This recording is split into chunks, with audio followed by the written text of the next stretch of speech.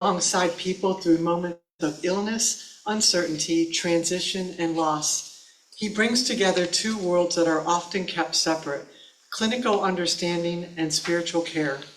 Logan has worked in highly regulated medical environments through the Association of Surgical Technologists and the American Association of Tissue Banks, while serving as a Reiki practitioner, spiritual and interfaith minister, and healer. In 2016, Logan spent time in Brazil at the Casa of John of God, an experience that marked a profound shift in his life. During that time, he received deep personal healing and awakened his abilities he still approaches with humility and respect. Logan has trained in advanced medical intuition, including extensive studies with Tina Zion, right? Zion, that's right. And continues to deepen this work in his practice.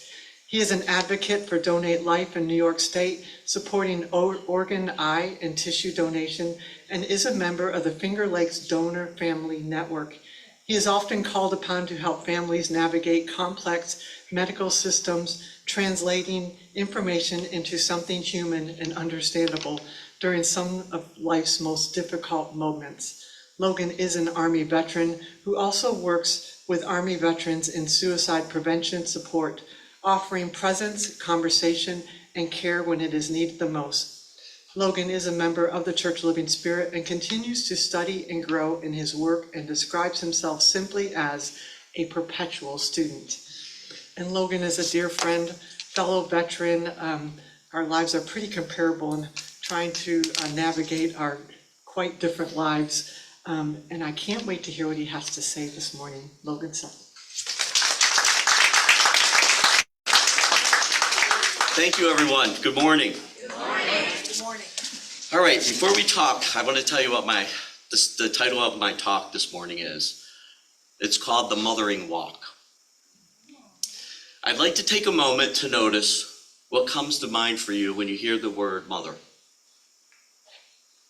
You might remember a face, a smell, maybe a favorite food she made for you. Maybe you just miss her because she's transitioned. And for some, you may not want to remember her at all. For some of us, that word brings warmth and comfort. For others, you may still be working on what the word even means. But today is not about forcing a meaning. Today is about the influence of mothering in all forms. So good morning again, everyone. Good morning, all my Zoom mates that miss me. I'll see you next week. And happy Mother's Day. Thank you for coming, Charlie. Roy, I'm sorry, Roy. There we go. Number one, Charlie's here too. He's here before us, I guess. No coincidence. Yeah, there you go. There are many Sunday mornings when our speaker starts off with an acknowledgement about Nancy. I'd like to take the opportunity this morning. Many people who stand here find their own way to recognize what Nancy has meant to them in our church. I've watched Nancy give a great deal of her time, heart, and dedication to our community. The first time I ever heard Nancy speak about something that deeply mattered to her, it was filtered, it was real, and very detailed.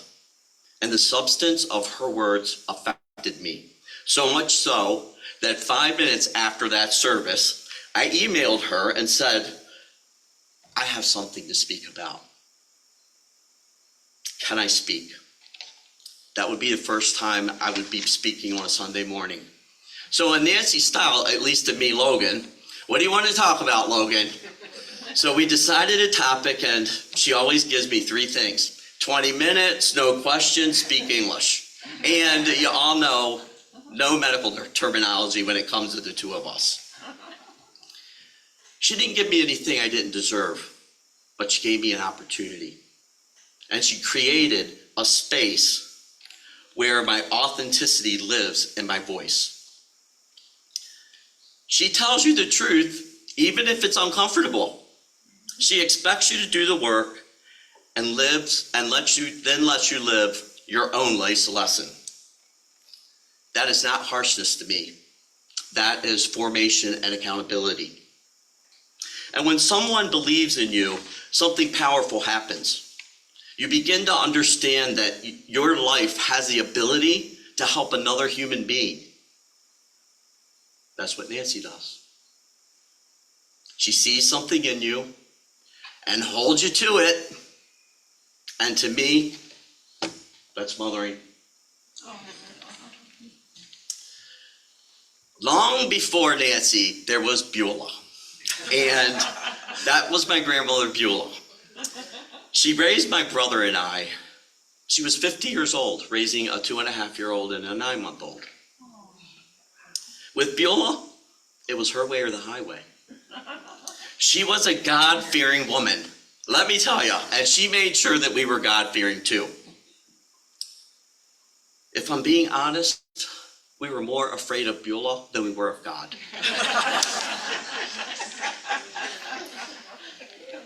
The Bible just was not a book in our house. It was Beulah's roadmap. If you wanted to know how to live, the answers were in there somewhere, and she didn't question it. I absolutely did not fit into that whatsoever. I can stand here and tell you that I was Beulah's worst nightmare. The more I didn't understand something, the more I asked why, and questions were not always welcome with Beulah. Why does God do this, Grandmom? What is the difference between God, Jesus, and the Holy Ghost? What is the Holy Ghost? How could the Holy Ghost be a ghost when we were told that we don't believe in ghosts? Some of those seeds I was never going to accept.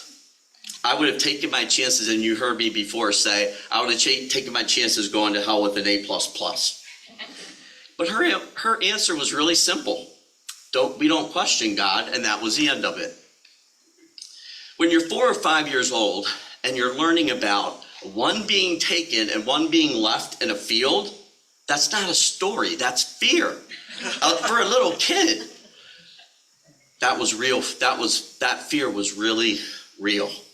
And for me, my grandparents were the only ones were raising me. So when I heard that, I wasn't just listening. I was thinking I could lose them too. In the middle of that, there were real people. Beulah and I spent many Sunday afternoons visiting the sick, bringing food, sitting with people who are dying, and so many afternoons listening to that person saying, I hope I'm good enough to make it to heaven. That part of helping my fellow human beings still lives in me today. Now, Beulah, she believed in presentation. On Sunday morning, she dressed us up like runway models. Hair perfect, clothes perfect, shoes shined. My brother hated it and complained about everything. What little boy wants to get their hair combed with a grandmother's brush with VO5 slipped through it? The more he complained, the more I did not help the situation. And then we'd get in the car. And we had some of our best family fights on the way to church. I remember thinking, aren't we going to church to learn how to go to heaven? Because this feels like a ride straight to hell. In church, we were expected to be perfect. And if we weren't, Beulah didn't have to say a word. One look and you knew. That look, that's universal. That's that mother's look. Beulah had a hard way of showing her love. And whether you mean it or not, you carry pieces of that. I know I do. And those pieces I call interrupted pieces of love. And even though we didn't understand each other, something in me still carried forward what she taught me. She taught me how to show up. She taught me what it looks like to live life with conviction. And somewhere in all of that, I had to figure things out for myself. And that's what led me here, right right here to the God of my own understanding. Later in life, another mothering presence entered. Not a presence, a force. Her name was Shirley. She's not my biological mother. She is my landlord. But relationships sometimes earn their titles. And somewhere along the way, I stopped feeling like a tenant. I felt like one of her children, and she loves me like one too. When I first moved there, I had gone through a lot of change. And if I'm being honest, I was shut down and really broken. And many days when she knocked on the door, I was annoyed. But she'd always say, "Logan Mary, come out inside and sit with me while I weed." She never forced me. She just kept showing up. One day she was outside and she said, "Logan Mary, good morning. It's Mother. I'm coming in to water my Logan Berry plant." And looking back, that's exactly what she was doing. She was watering me. Now she's a pistol, persistent in a way I've never seen. And that kind of presence can change your life. It definitely changed mine. One of the biggest things she ever taught me was, "You're going to make mistakes, Logan." She didn't just say it, she lived it. And that gave me permission to be a human. One day she sent me home with a ham. She said, "Logan Berry, do not cut that ham while it's frozen. Cut it up and bag it so you have some when you need it." Of course, where'd the ham go? Right in the freezer, the whole entire thing. Milliseconds before that knife went into my wrist, I thought, don't do this. Too late. Here I was, the next thing I know, I'm in the emergency room with a dish towel wrapped around my hand. And the whole time I could hear her voice. Not pleasant. "Logan, what did I tell you about cutting that frozen ham?" Mothers somehow know what's going to happen before it happens. And I still don't understand that. I mean, how does that happen? But what I do know is she refused to let me disappear.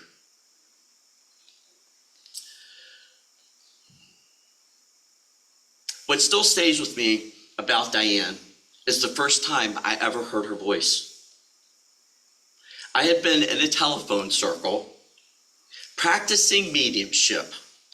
I didn't even know back then what mediumship was. I just thought it was cool and it was interesting. One night this woman joined and her name was Diane. As soon as I heard her voice, I said, "Excuse me, can I say something?" And I said, "Hi, Diane, this is Logan, and we've been in a past life together." And the circle just continued. Time passed, I don't even know how long. I moved into my new place. I was there like 2 weeks. I'm sitting there, Shirley calls. "Logan Berry, somebody's moving in next door, then they say they know you." I'm like, "No, they don't. I don't know anyone." I said, "That's impossible." She said, "No, they say they know you." And of course I said, "What's their names?" Diane Shenandoah and her daughter Michelle Shenandoah. And I remember sitting there and thinking, what is going on? There's no way I move here and someone I felt that kind of connection to on a phone is now going to be living on the other side of the wall? I really couldn't make that up. The first time I saw her, Shirley and I were sitting outside, and Diane comes around the corner. I didn't know what to feel. What do you say? What do you feel when something in you recognizes a person before you understand why? But I knew that voice. I knew a rhythm. It wasn't in my head. It was in my nervous system. Like something in me already knew her. The only way that I can best describe my feeling was there was a shimmering gold thread from her light to mine. Life went on.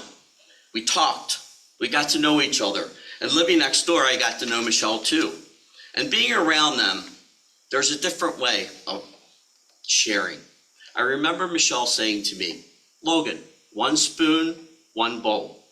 We share, we eat together, there's no separation there. And with Diane, the conversations were different. I felt comfortable asking questions. I learned. I started being included in family functions, socials that included drumming, singing, dancing, celebrating birthdays, and celebrating just being here. And somewhere along the way, I watched Diane's mothering. And in the Haudenosaunee way of things, everything begins with what's called the Thanksgiving address. Words spoken before anything else. For the people, now our minds are one. For the water, now our minds are one. For the earth, now our minds are one. And something about that brings you into it. Diane is a faith keeper of the United Nation. These teachings are passed down orally through the mothers. That's the mother's responsibility. Diane talks about having a good mind.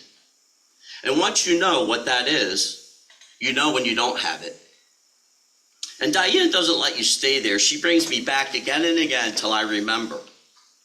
When I get in this head, she asks me simple questions. She never meets me there. Logan, when's the last time you walked on the grass barefoot? Logan, when's the last time you touched a tree? Most of the time, I want answers. I want understanding. But what she's doing is bringing me back to my body, back to earth, back to something real. We've lived conversations, coffee, and lived through some great loss in our time. One night, I was watching Section 60, a part of Arlington National Cemetery where our Iraq and Afghanistan's soldiers are laid to rest. There were parents, families, children standing by those graves. And it hit me. I'm not someone who cries easily. Matter of fact, it makes me uncomfortable to even cry by myself. She called and asked if she could come over. I said, can you give me 15 minutes? Because I needed to get myself together. But when she got there, she already knew. And I said to her, Diane, I need to understand something, really, really, really understand something. Can you help me understand what it means to be a mother? Can you tell me what it feels like? Can you just please help me understand? And she did. She held my hand and walked me through a lot of things, and she's still doing it. And Michelle still walks me through, holding my hand too. There was a moment when I graduated from a ministerial program, and they both came. They drove 3 hours just to give me this. I was given this stole made by the Oneidas, not as a gift, but as recognition. And I remember it being placed around my shoulders. I couldn't hold it yet. Matter of fact, this is the first time I've ever put it on. It was bigger than me in that moment. And I get to reflect on that now, and I understand something. Not about what I had done. It was what about I was walking through. At the beginning, I ask you to notice what comes up in your body when you hear the word mother. And maybe now you feel a little different. I don't know what that is. What I just walked you through, I didn't walk through on my own. I was walked through it, and now I get to walk with you. Not to tell you what to believe, not to fix anything, just to offer something to consider. Because once you become aware of something, natural law of awareness, there's no going back. And we're in a room where we all understand natural laws. We understand feelings. We understand things we can't explain. And maybe what you felt this morning was a little comfort. Maybe it was a little pain. Maybe it was something you're still trying to find the words for. But whatever that is, it matters. Because the influence of mothering in all forms, whether it was steady, it was complicated, gentle, hard, it shapes us. It shapes how we love. It shapes how we see ourselves. And when you become aware of that, you get to decide. And what you get to decide is what you carry forward. Thank you for listening, and happy Mother's Day.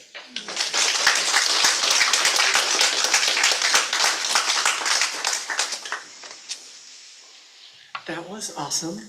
Thank you. I told him I'm not even sure if we've had a male speak on Mother's Day, and it's refreshing. I loved it. And